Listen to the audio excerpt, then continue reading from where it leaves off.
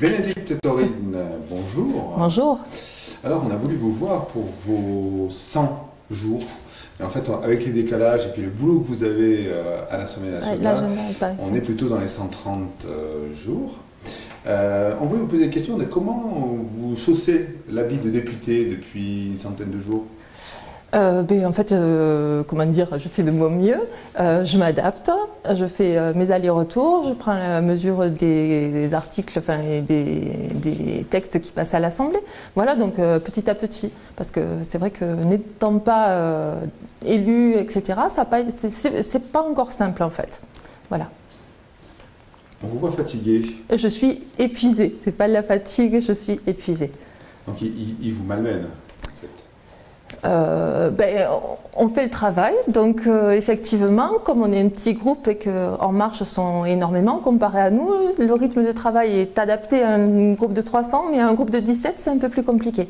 Et donc c'est vrai que quand on finit à 1h30 du matin et qu'on recommence le lendemain matin à 9h30 et que ça s'enchaîne sans arrêt, c'est pas facile. Mais après, les gens qui travaillent à l'usine, c'est pas facile pour eux non plus.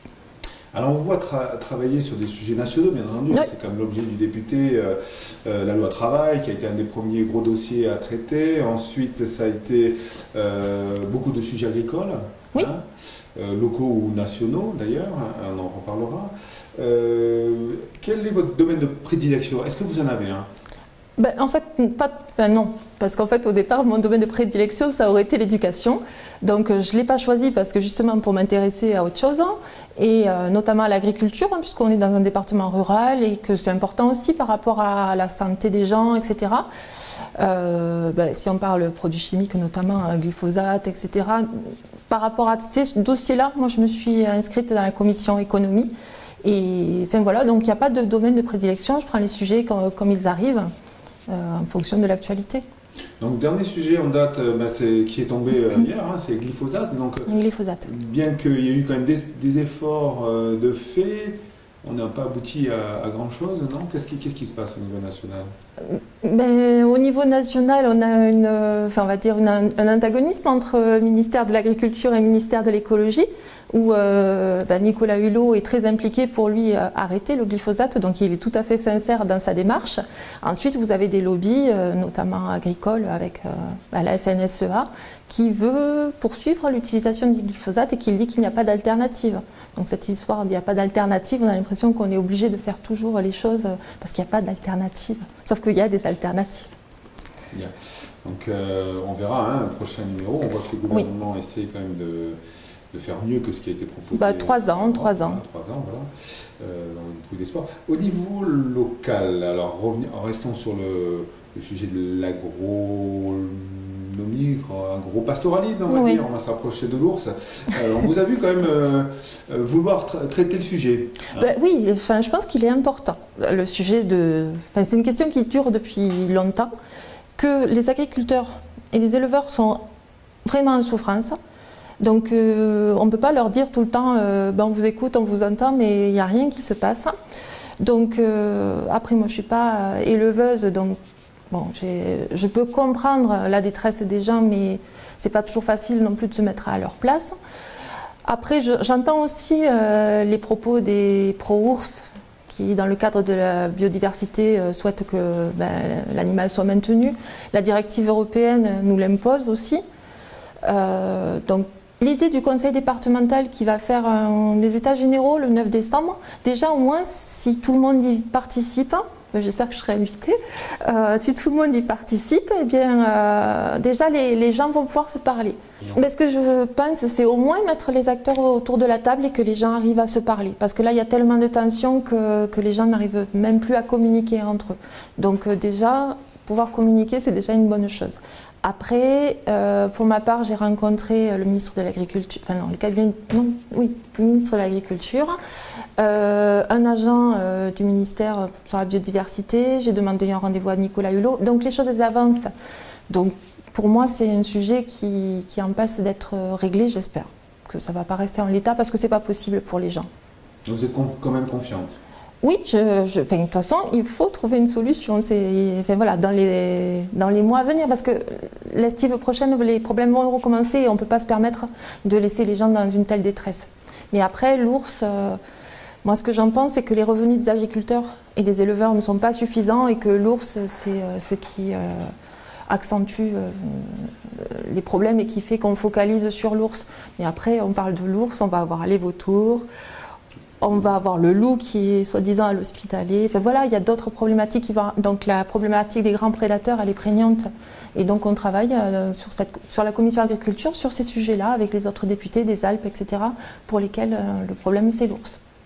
Alors pour revenir sur votre activité locale, puisqu'on vous voit beaucoup à l'Assemblée nationale, derrière, dans le groupe, la France Insoumise, et intervenir souvent.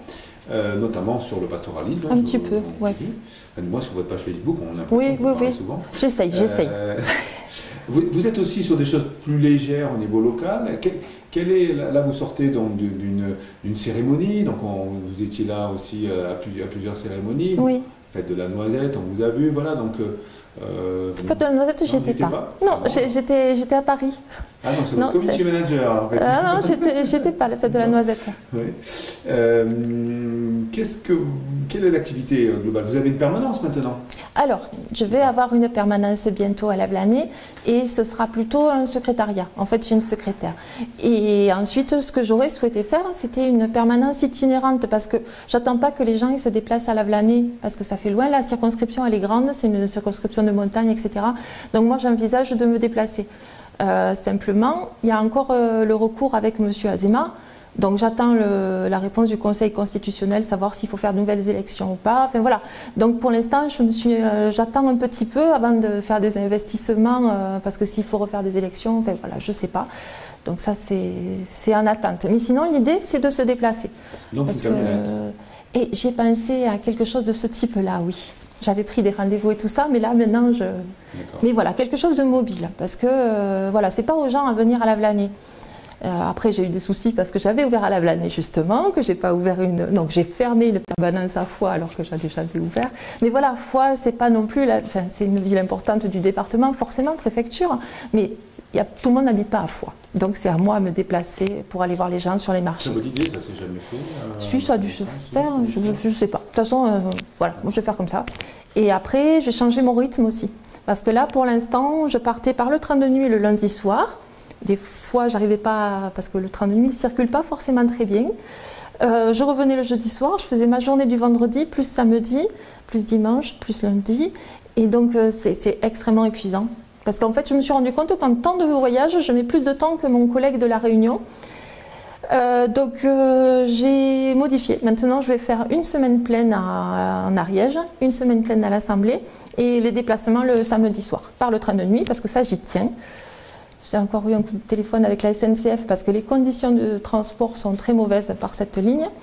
Et ils me disent qu'on va avoir de nouveaux trains, donc ça serait une bonne nouvelle, ça voudrait dire qu'elle ne va pas être supprimée. Si vous dites qu'en train vous êtes plus éloigné en temps que La Réunion, c'est quand même grave. Ben oui, non, il met 10 heures lui, moi j'en mets 12. Bravo, bon, on a appris quelque chose à niveau géographie, c'est génial. Pour l'avenir, sur quel sujet vous allez travailler dans les prochains mois? Donc ça sera en fonction de l'actualité, mais après il y a la mine de Salaud qui me pose questions et sur laquelle j'ai un de mes attachés qui travaille. On a prévu éventuellement d'aller voir une mine dite propre, je ne sais pas trop si ça existe, on va aller voir en Autriche. On va aller voir aussi des entreprises de recyclage, pour voir si, au lieu d'aller faire une extraction minière, on ne peut pas plutôt implanter une usine de retraitement. Donc voilà, ça se fera aussi en lien avec la CGT, parce que c'est important de voir par rapport à l'emploi, au bassin d'emploi.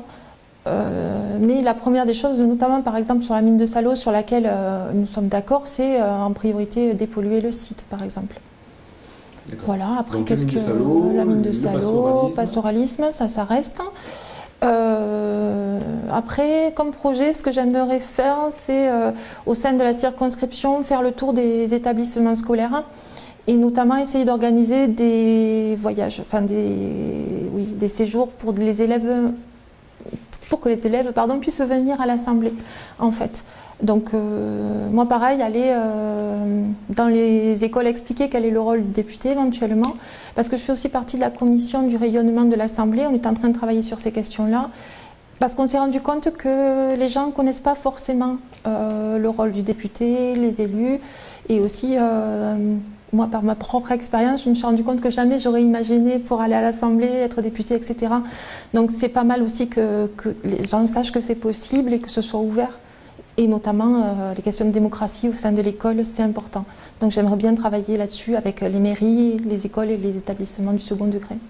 Je vois l'inspecteur d'académie normalement demain, si je ne me trompe pas.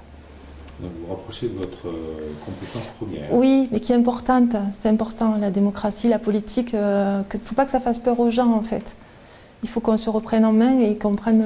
parce que sinon, les gens, ils décident. Enfin, d'autres personnes décident pour nous et c'est pas bon.